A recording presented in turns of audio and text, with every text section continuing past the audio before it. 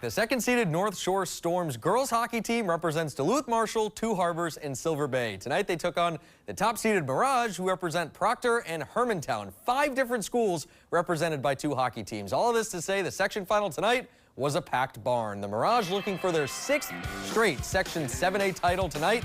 And it didn't take long for them to find twine. Sophomore Ella Copps with that twisted wrister to quickly put the Mirage up 1-0. Now to a Storm power play. This point shot knocked down in front. And who else but the captain, Berkeley Hoff, who scoops in that rebound to tie us up at 1. But that tie only lasted 25 seconds. Another rebound chance. And Miley Chesley in perfect position to slam that puck home. The Mirage retake the lead.